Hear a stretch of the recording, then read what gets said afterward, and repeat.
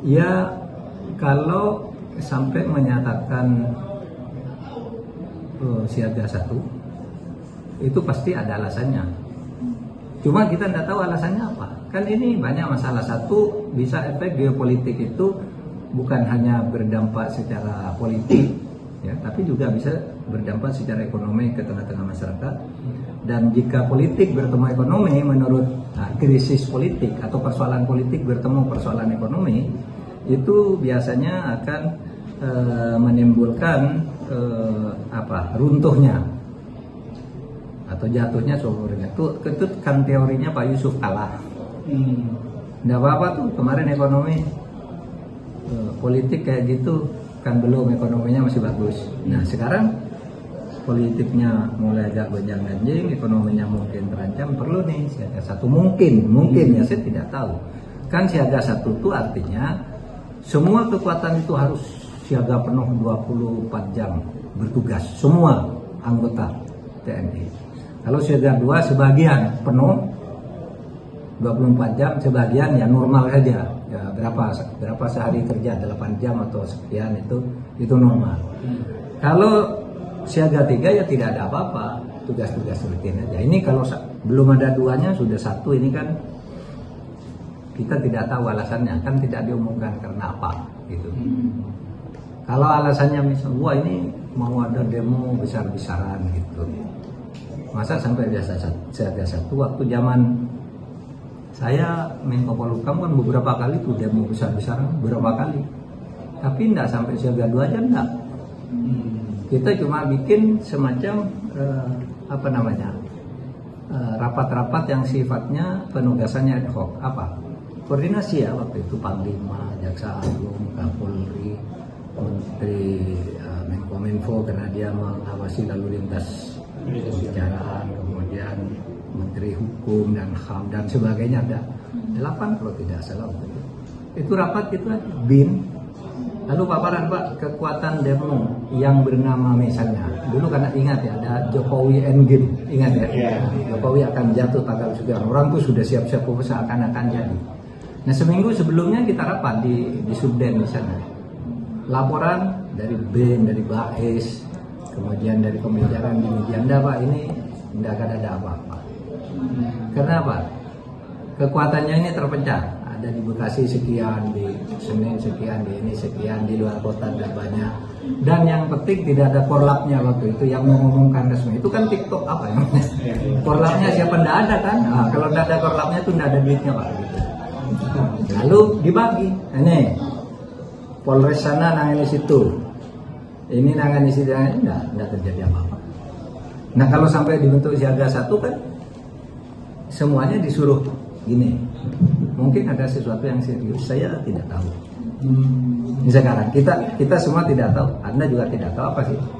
Ya kecuali kekhawatiran dari para ekonom, ini kalau terjadi gini, ini 14. Ini kalau politik, kalau terjadi begini, efek dominonya ke Indonesia begini. Itu mungkin saja. Mereka punya BIN, punya analisis yang dilakukan. Menurut Prof Mahfud, apakah harusnya pemerintah dalam hal ini Presiden memberikan penjelasan secara terbuka? Karena status siaga 1 ini menimbulkan kebingungan di ruang publik. Sebenarnya apa yang sedang terjadi? Ditambah juga situasi ekonomi kan, dolarnya sudah 17.000 gitu untuk $1 ke rupiah gitu. Kalau menurut Prof sendiri, apakah seharusnya diberikan penjelasan secara terbuka dari pemerintah? Ya mungkin ya kalau dari sudut pertahanan keamanan, karena ada sesuatu yang perlu diumumkan agar rakyat jelas. Tapi ada juga yang kalau diumumkan justru menimbulkan masalah. Mungkin itu. Jadi saya terserah eskalasi persoalannya aja kayak apa. Kalau perlu diumumkan itu kewajiban konstitusional.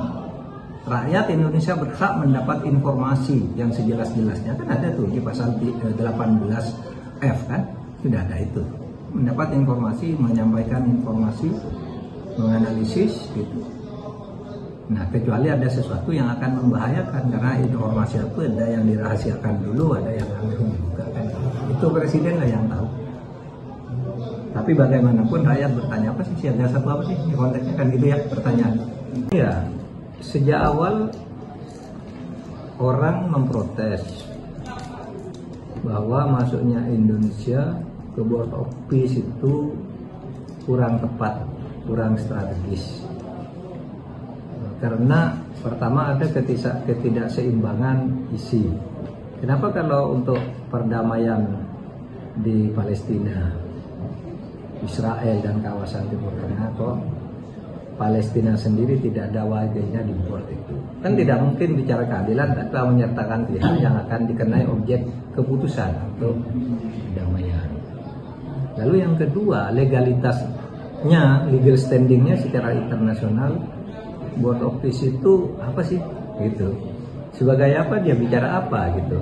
Apa produk perjanjian multilateral atau MOU atau apa, kita tidak jelas. Dan setiap nama dari organisasi itu kan ada posisi legal standingnya seperti apa.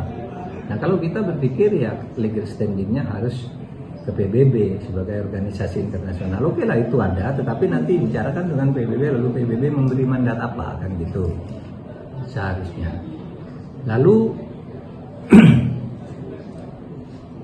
masyarakat Indonesia ketika mendengar itu kan banyak protes tuh, ya, banyak itu tidak seimbang, itu macam-macam lah, melanggar Dasar-Sila Bandung dan sebagainya kan. Dasar-Sila Bandung itu kan intinya sebenarnya di antara sekian banyak isinya tuh salah satu intinya tuh kan pada waktu itu pikiran tidak boleh ada agresi dari satu negara ke negara lain, ya kan, itu Dasar-Sila Bandung. Tidak boleh satu bangsa itu dirampas tanahnya, waktu itu bilang tanahnya bukan tanah airnya, ya, tanah itu tanah air maksudnya waktu itu. Kalau sekarang tanah di sini hukum agraria, itu tanah air maksudnya. Kan di Dasar-Sila Bandung itu isinya.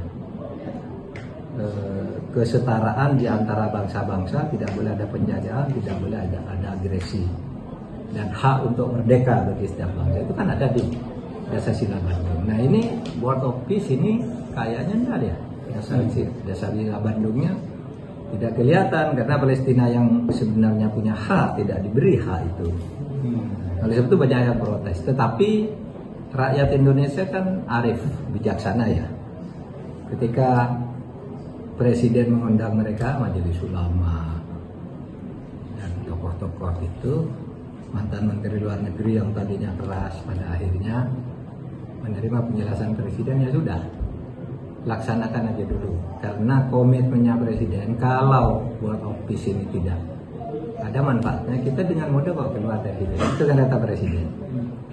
Nah belum lama sesudah itu terjadi serangan Amerika Israel ke Iran. Nah ini kalau malah melebar ke sana kan, Palestinanya tidak terurus, malah tambah lagi nih penyakitnya. Oleh sebab itu sekarang sudah mulai muncul lagi penarikan, yang dulu menyatakan memaklumi sudah mulai protes lagi. Ini waktunya untuk mempertimbangkan keluar dari Board of Peace itu. Waktunya mempertimbangkan agar segera menarik diri. Ada alasan untuk itu. Ya, kalau dulu dijelaskan oleh Presiden, oke. Sekarang ada fakta seperti itu kan menjadi alasan baru untuk menyatakan ditarik, dan tidak ada ruginya kan.